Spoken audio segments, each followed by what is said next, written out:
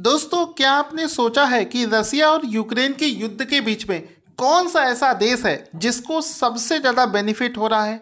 कौन सा ऐसा देश है जो ये नहीं चाहता कि रूस और यूक्रेन का युद्ध समाप्त हो जाए?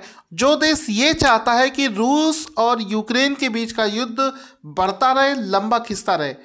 तो आज की इस वीडियो में हम लोग वही डिस्कस करेंगे कि किस देश को सबसे ज़्यादा फायदा होने वाला है।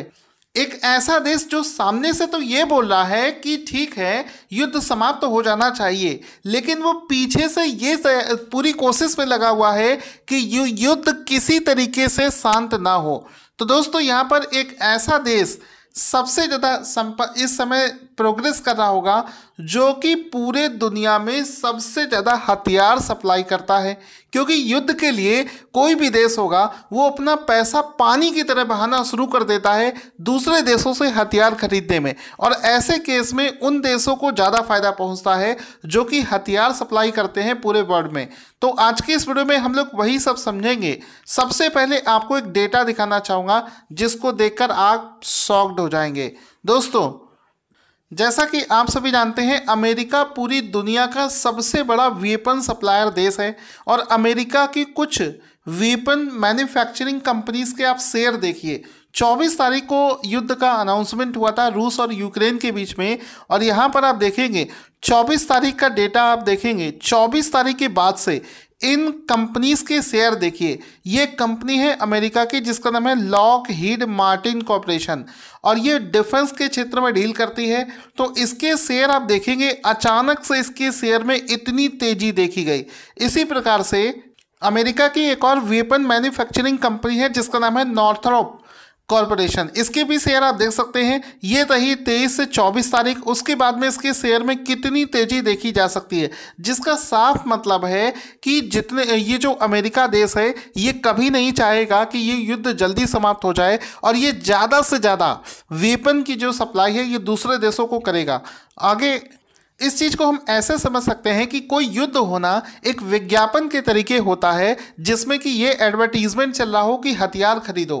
यहाँ पर जिस क्षेत्र में ये वॉर हो रहा है, जैसा कि आप अगर पूरे वर्ल्ड के मैप में देखेंगे तो जिस क्षेत्र में ये देखिए रशिया और यूक्रेन के बीच में जो फाइट चल रही है, तो क्या होता है कि जो पड़ोसी देश हैं जैसे कि यूरोप के बहुत देश हैं, वो इस समय सोच रहे होंगे कि उनकी सैन्य ताकत ज़्यादा से ज़्यादा बढ़ पाए, सो दैट उनकी कंडीशन यूक्रेन के जैसी ना हो जाए।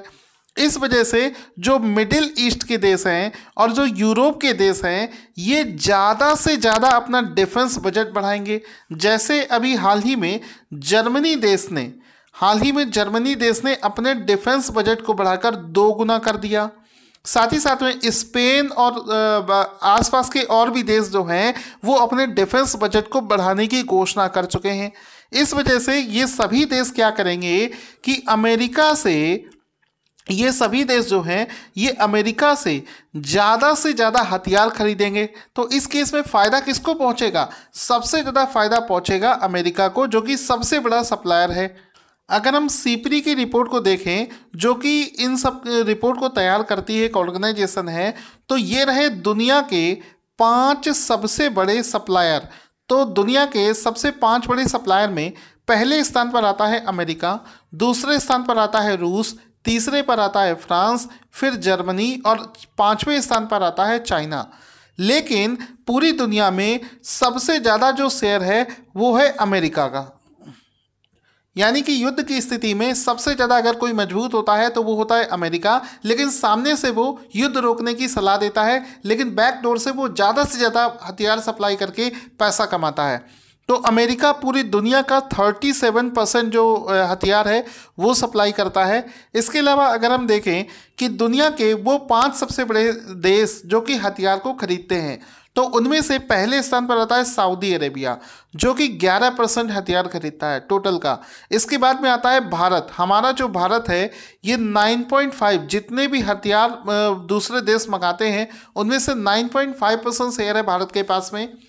इजिप्ट, ऑस्ट्रेलिया और चाइना, तो ये डेटा आप यहाँ पर देख सकते हैं।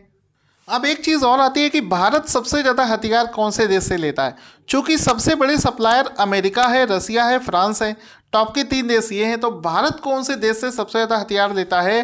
तो भारत जो है सबसे ज़्यादा हथियार लेता है रशिया देश से, रूस देश से भारत सबसे ज़्यादा हथियार लेता है। इसी वजह से आपने देखा होगा कि रूस और यूक्रेन का जो युद्ध चल रहा है, भारत अभी खुलकर रशिया का विरोध नहीं कर रहा है। कोई भी भारत ने ऐसा स्टेटमेंट नहीं दिया है जिसमें कि वो रशिया को खुलकर विरोध कर रहा हो, क्योंकि रशिया का जो जितना भी हथियार है उनमें से सबसे बड़ा रशिया का जो हथियार खरीदने वाला देश है वो है भारत। भारत के बाद नाम आता है चाइना का। तो भारत का रशिया के साथ में डिफेंस डील बहुत अच्छा है, जिस वजह से भारत खुलकर रशिया का विरोध भी नहीं कर रहा है। तो आई होप आप ये सारी चीज़ों को सीख रहे हैं, समझ रहे हैं। मैं आपको वीडियो बना बनाकर ये सारी चीज़ें आपको समझाता रहूँगा कि किस तरीके से अमेरिका जैसे देश दूसरे देशों में युद्ध का फ़ायदा उठाते हैं। ये चीज़ें बाकी सभी लोगों को पता नहीं चल पाती हैं। ऐसे क्वालिटी कंटेंट को अगर आप देखना चाहते हैं तो चैनल को सब्सक्राइब जरूर करना, और जितना ज़्यादा आप लाइक और शेयर करेंगे यूट्यूब का एल्गोरिथम समझेगा कि हमारा वीडियो का कंटेंट अच्छा है। तो ज़्यादा से ज़्यादा वीडियो को लाइक और शेयर करें।